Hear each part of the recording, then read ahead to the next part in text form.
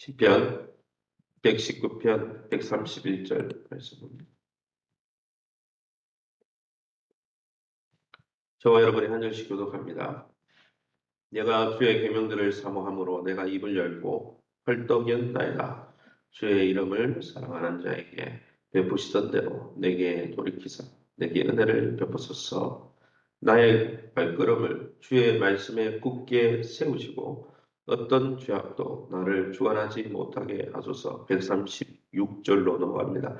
그들이 주의 법을 지키지 아니하므로 내 눈물이 시냇물 같이 흘러나이다. 138절 주께서 명령하신 증거들은 의롭고 지극히 성실하니이다.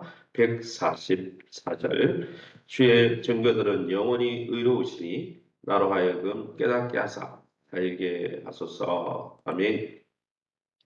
오늘은 시편 119편 129절에서 144절 말씀 가지고 영원히 의로우신 주의 말씀이라는 제목으로 말씀을 함께 나누기로 합니다. 오늘 본문의 시편 기자는 하나님의 말씀이 성취되기를 간절히 기다리면서 그 말씀을 존중하지 않는 세상을 바라보며 슬퍼하고 있는 장면입니다. 그런 와중에서도 하나님의 말씀만이 영원히 신실하고 의로운 영원한 진리임을 고백하고 세상은 말씀을 무시하고 살아도 나는 하나님의 말씀대로 살겠습니다. 다짐하고 있는 장면입니다. 그럼 오늘 본문을 통해서 시편 기자가 믿고 의지한 우리의 하나님은 어떤 분이십니까? 132절입니다. 주의 이름을 사랑하는 자에게 베푸시던 대로 내게 돌이키사 내게 은혜를 베푸소서. 하나님의 이름을 사랑하는 자에게 하나님은 하나님의 사랑과 긍휼을 베풀어 주시는 것이죠. 하나님을 사랑하는 자를 하나님에게서 빼앗는 것은 로마서 8장 28절에서 29절을 읽어보면 아무것도 없다고 그랬어요. 사망의 권세도 우리를 예수 그리스도의 사랑에서 끊을 수 없다고 그랬죠. 그러기 여러분, 이 사랑을 받은 자로서 우리도 하나님을 뜨겁게 사랑하며 하나님과의 관계를 날마다 누리시고 그 관계를 굳게 붙드시기를 예수님 이름으로 축원합니다. 138절입니다. 주께서 명령하신 증거들은 의롭고 지극히 성실하니이다. 주님과 주의 말씀은 의롭고 신실하고 정직하다 고백하고 있습니다. 사랑하는 성도 여러분, 상대주의, 다원주의가 만연한 세상을 살고 있습니다. 모든 게 다 진리라고 그래요. 내가 생각하는 것도 인권이고 진리고 네가 생각하는 것도 인권이고 진리고 다른 말로 하면 진리가 없다고 말하는 세상입니다. 기준이 없어요. 다 자기가 기준이라고 합니다.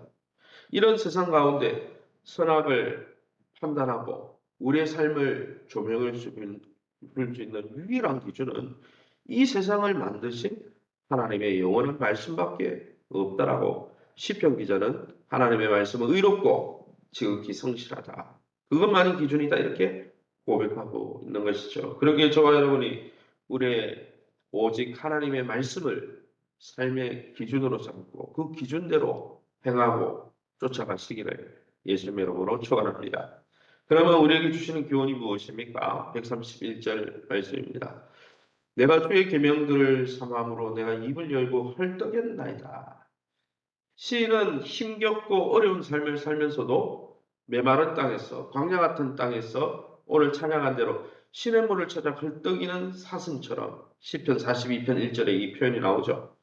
말씀으로 하나님을 경험하고 구원의 약속이 성취될 때까지 시냇물을 찾는 사슴처럼 하나님의 구원을 기다리고 헐떡였다라고 말하고 있습니다. 아무리 어리석은 자라도 역사 속에서 행하신 놀라운 하나님의 일들을 듣는다면 하나님을 알게 될 거다 이렇게 기대하면서 하나님의 구원 역사는 여전하다 이렇게 소망하고 있는 것이죠. 저와 여러분도 오직 하나님의 구원과 이 역사만을 사모하면서 이 불의한 세상 가운데서도 하나님의 은혜만을 사모하고 헐떡일 수 있기를 예수님의 이름으로 축원합니다. 133절입니다. 나의 발걸음을 주의 말씀에 굳게 세우시고 어떤 죄악도 나를 주관하지 못하게 하소서. 압박으로 위협이 있는 가운데서도 말씀으로 마음을 잘 다스려서 죄를 이기고 곧은 길, 정직한 길, 경건한 삶을 살겠다. 이렇게 고백하고 있습니다. 또한 말씀으로 사람들의 위협 속에서 구출해 달라고 또한 기도하는 장면이 133절에서 135절까지 나오고 있습니다. 즉 하나님의 말씀을 묵상하는 자의 얼굴에는 주의 얼굴빛이 함께하여 모든 위협에서 벗어나고 은혜와 평강이 가득 찰 것이라고 민수기 6장 25절 26절의 말씀대로 하나님은 그 은혜의 빛으로 우리를 향하여 드사 정말 평강 주시기를 원하노라 했는데 하나님의 은혜의 손길을 바라면서 하나님의 말씀을 사모하고 하나님의 말씀을 대하는 자들을 하나님의 그 마음과 생각을 지켜주신다라고 말씀하고 있는 거죠.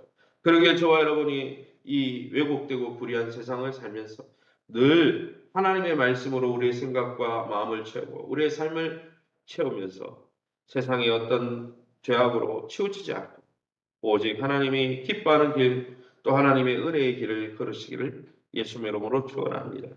136절입니다. 그들이 주의 법을 지키지 않냐므로 내 눈물이 시냇물같이 흐르나이다. 세상 사람들이 하나님 말씀을 지키지 않고 업수 여기는 것을 보고 신 자신은 애통해하고 있습니다.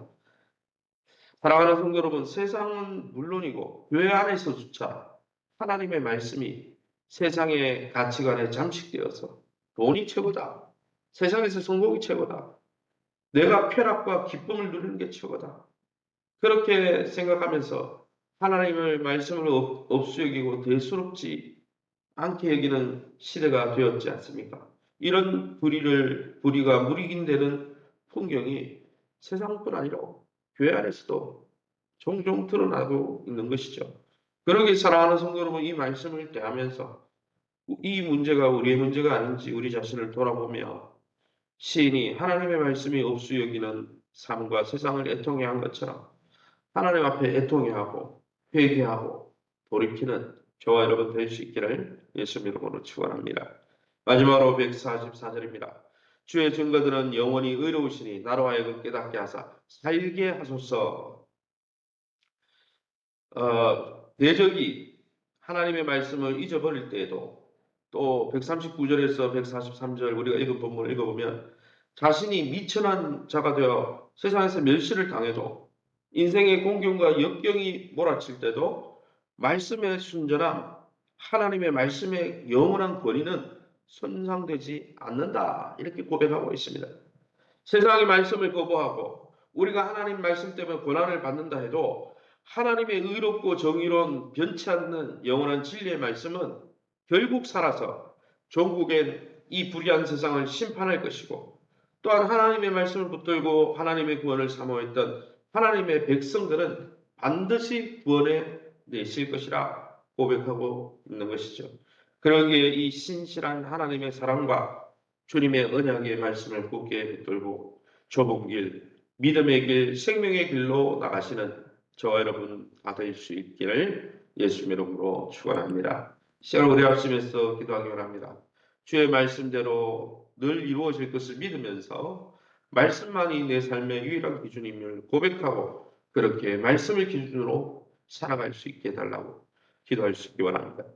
특별히 예수님의 사랑 안에 강하고 충성된 일꾼을 세우며 복음으로 사람들을 양육하는 교회가 될 수 있도록 세우신 교회가 벌이고 있는 1:1 양육 운동과 또 목장 사역과 또 SQ 드림 사역과 교회 모든 지기관을 통한 사역들을 통해서 이 모든 하나님의 사랑을 누리고 또 복음을 증거하는 아름다운 우리의 삶 되게 해달라고 우리 환우들과 자녀들과 기업을 놓고 또 이제 오늘 금요일이지 않습니까? 오늘 금요 성경 집회와 주일 예배를 위해서 자유롭게 기도하시고 자유롭게 기도하겠습니다. 우리 합심해서 통성으로 기도합니다.